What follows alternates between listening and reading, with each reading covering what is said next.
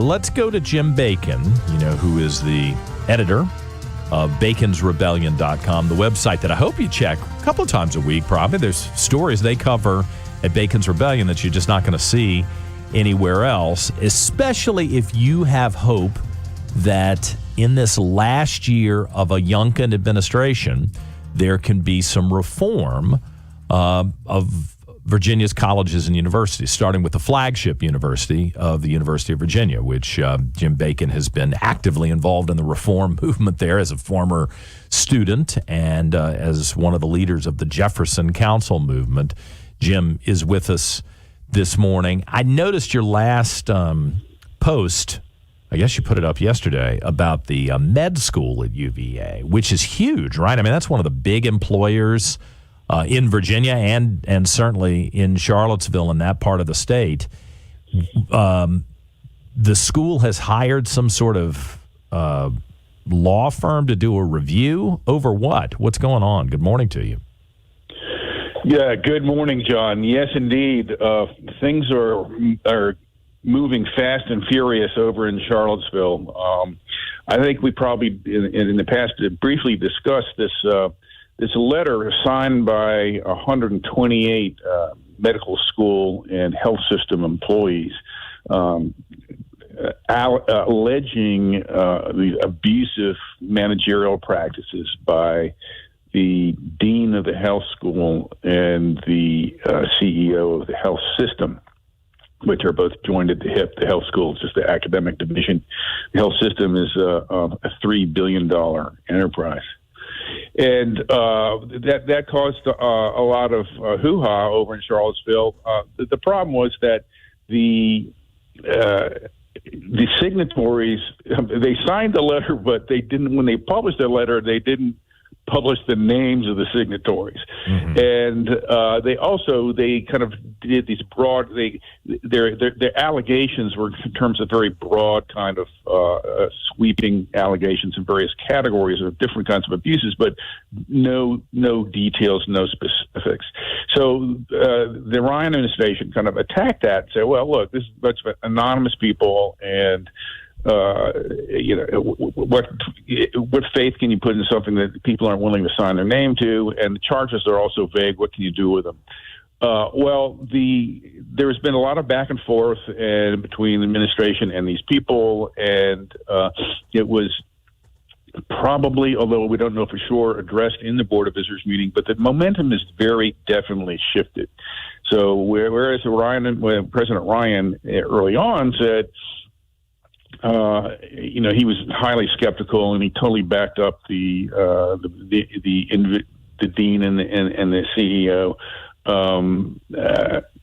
He kind of allowed the possibility of, well, the charges are so vague, but we'll try to look into it. Well, now they've kind of, as far as looking into it, they're hiring Connolly and Williams, big DC law firm, mm-hmm. to do an internal investigation. So that's the first step. And then the very next day, the UVA Faculty Senate met. Now, you have to understand, the UVA Faculty Senate is, by and large, has been very pro-Ryan and very critical of, say, the Jefferson Council and outside efforts to change the culture at UVA. Oh, they love it. They want things to continue with their running the show, and that nobody has to answer for bad management, and the leftist teachers get to do whatever the heck they want. So I'm sure they're going along with that.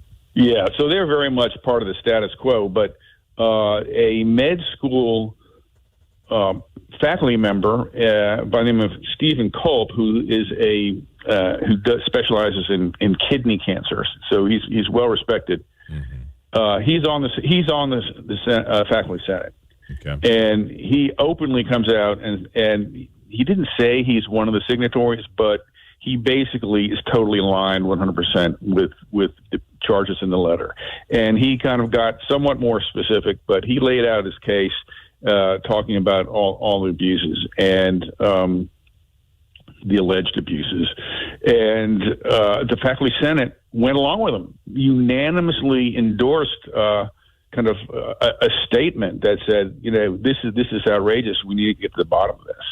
So the Ryan administration has totally lost control of the narrative, these insurgents, I guess, are they force his hand. They've got a investigation. So then there'll be a whole thing over. Now, the investigation is, well, what are you investigating, and what kind of how are you framing the questions in the investigation? I mean, it's kind of reminiscent of the VMI thing where the Northam wanted and it called for an investigation of racism and sexism at VMI, and basically the way he phrased the terms of the investigation, it was almost a preordained outcome. So we don't know what games the Ryan administration might play with that, but it's still a very significant step. And, well, let me ask you this. And you bring up Governor Northam, and I don't know what happened behind the scenes. At some point, somebody will write a book about that. But it seems like Ralph Northam, I think, to get out from under his own racial bad stuff. What's the right way to put this? The allegations his blackface scandal. His blackface scandal. That tells the story. So it seems like he jumped on this, and maybe his advisors said, hey, if you tackle this, then you look like you're some sort of civil rights leader that you're not. And, if you wind up screwing over a bunch of people who are innocent, well, worse things have happened to try to maintain political viability. I think that's correct with Ralph Northam. I'm sure some would argue with me. But what can Glenn Youngkin do? Glenn Youngkin, who I like and I support, I'm not trashing Glenn Youngkin, but there is a little bit of, people tell me all the time, they wish that he was able to be as aggressive as the Democrat governor had been prior to him. Now, he's a different kind of guy. I don't think he wants to play the same game as everybody else, so maybe I should give him credit for that. But is there anything that Glenn Youngkin can do? I guess he can't ride into Charlottesville and, in the limo and then get out of the car and say, you're fired, you're fired, you're fired. But what can the guy do to fix this before he runs out of time? Yeah, well, I mean, that's definitely not his style to go in and with guns blazing. Yeah. That's just not him. Northam, basically, he canned the old former superintendent of VMI, General P. He just canned him. Youngkin is not going to do that to President Ryan. Mm-hmm. But I had hoped that once he achieved... I'd fire him. But anyway, go ahead. Well, I mean, you have to have grounds, and I think what Northam just engaged in an extraordinary abuse of power, and I would not advocate that Youngkin engage in extraordinary abuses of power. Yeah, but there's enough that's stacking up with this guy, like keeping the report that the taxpayers paid for about the killings of the. I mean, if you can get 3 football players killed, and you can have all this consternation and spend all this money, and then you're like, no, we're not going to release that. It's like, I would think the governor would say, I don't have faith in you anymore. That's what it comes down to. But if he is within his authority to fire people, maybe that would be challenged. Like, you know what, Governor, you've got a lot of authority. You just don't have the right to do this. I don't know the answer.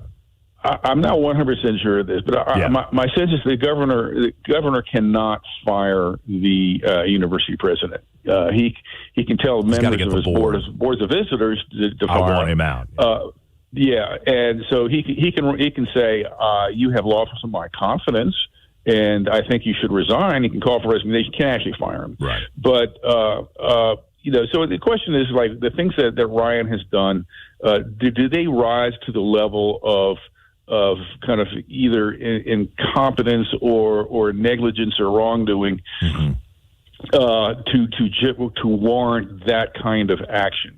And I'm not even sure that the people who don't like Ryan feel that that's the case.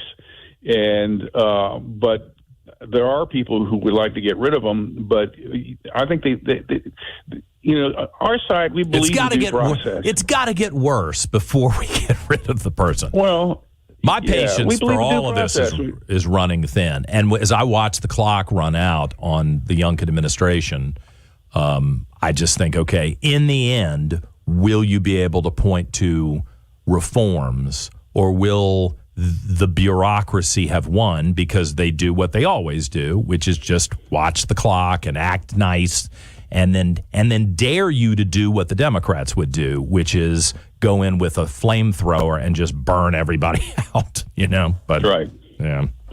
No, you're absolutely right about that. I mean, they are running out the clock, and I'm sure that their strategy is to delay, and hope that Abigail Spanberger gets elected governor. And Abigail has not pronounced any views on what's going on at UVA, but it's just counting on her being a Democrat or being swayed by her fellow Democrats that she will kind of change things around. Now, it does get complicated because the inertia in the board appointments that has made it so difficult for Youngkin to get his majority on board during his tenure. By the time he leaves, he will have appointed all the board members and right. wins if Spanberger wins. And when she comes in, it'll be a total Youngkin-dominated board. The question then is whether she's going to be willing to play nice like Youngkin is, or whether she's going to play hardball and ask people to resign. And let me guess. Let me guess. Having observed Abigail Spanberger, I will grudgingly admire the fact that she does play hardball. She's not going to apologize to anybody. I think she's going to say, "I'm governor. I'm going to do what I want," and she'll probably try to bully some of the Youngkin people off the board. You don't represent me anymore. I want you off the board. Mm-hmm. I would think. I don't know. Yeah.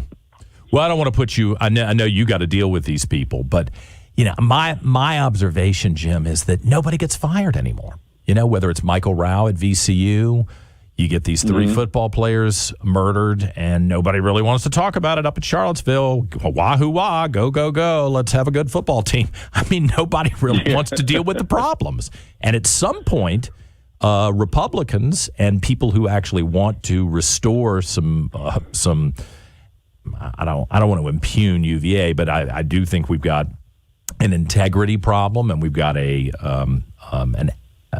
culture problem that is growing at UVA that's derogatory. Somebody's got to come in and flip over the tables and say, yes. No more. Yes. Who is that going to be? I totally agree with you there. Right. Yes. All right. Jim Bacon, I always enjoy talking to you. And just transfer the ugly phone calls you're going to get today to me, and I'll take them. BaconsRebellion.com. Thank you. It's 8:48. We're back with more in a moment on News Radio WRVA.